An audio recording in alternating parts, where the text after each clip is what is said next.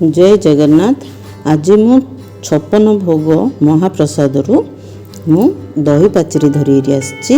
एटा सहज इजी आपण मैंने घरे भी करें। एटा को आम फ्रूट सालाड कहते किंतु से दही पाचेरी बोली कहते।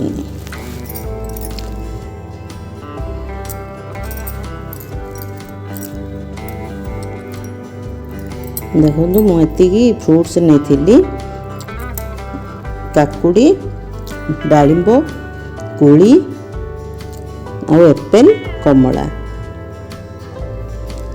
आपण पाखे जहाँ फ्रूट्स थी पकई पारे। आ गुड़ टिके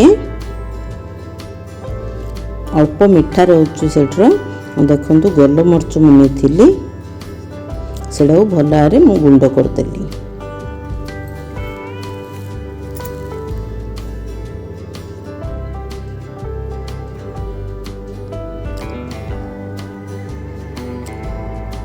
मो चैनल टे जदि प्रथम थर देखुं निश्चय सब्सक्राइब करंतु लाइक शेयर अधिक मात्रा रे करंतु। देखंतु मु दही नेली दहीटा को भलार मु फेंटी देली।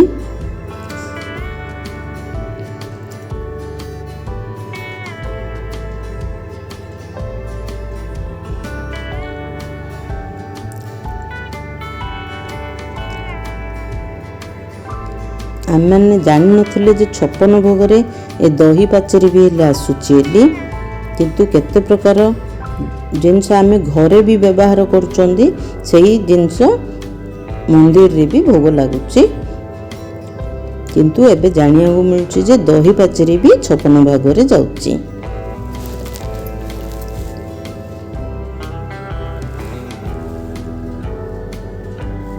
तो गुड़टा पकईकि मुझे भल आउे मिसईदेली।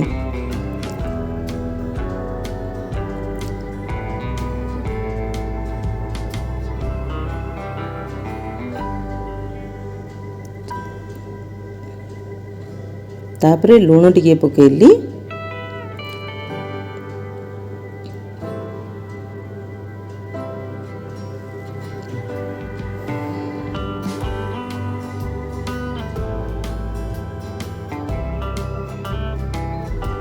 तापर से तो गोल मरीच गुंडा को पकईले। एटारे किसी आम मरीच व्यवहार करना से स्लाइड टिके राग आसापी आउ बासना टिके होगापी एटा गोल मरीचटा पकाउछन्नी।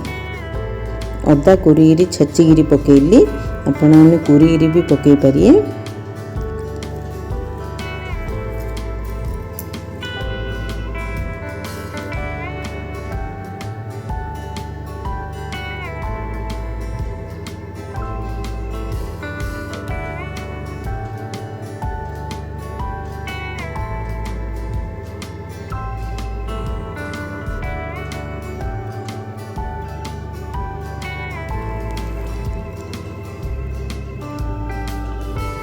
तापरे मुझे तो कंटियाटा को चुपार न छड़ेगी से काटिए छोट छोट कर पके।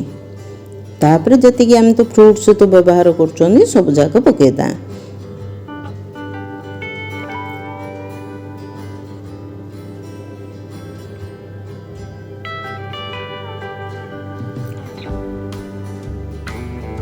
सब जाक मिसेदा।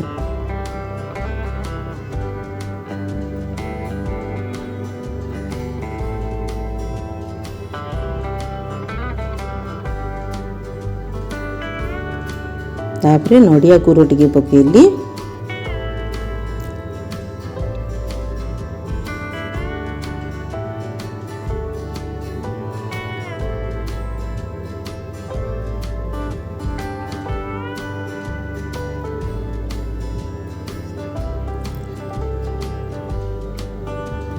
तापरे तो डालिंब टिके थिला मुझे ऊपर को सजेदेली। डालिंब एप्पल कमला सब जाक ऊपर टिके टिके रखीदेली। होगा आम महाप्रसाद दही पाचेरी। आपण मानू मो वीडियोटी केमिति लागुची कमेंट माध्यम रे निश्चय जणांतु। जदि कौन भूल जदि थिबो निश्चय क्षमा करदेबे।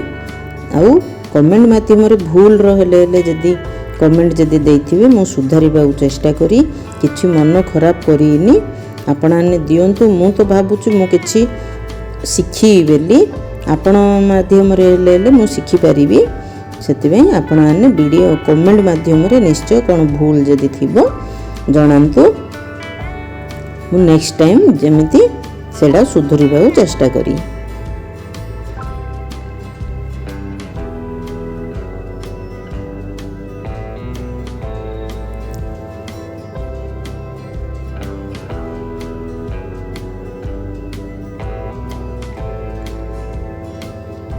वीडियोटी भल लगिले लास्ट पर्यंत देखंतु। वीडियोटी भल लगिले निश्चय गोटे लाइक मारंतु, शेयर करंतु, सब्सक्राइब करनथिले सब्सक्राइब निश्चय करंतु।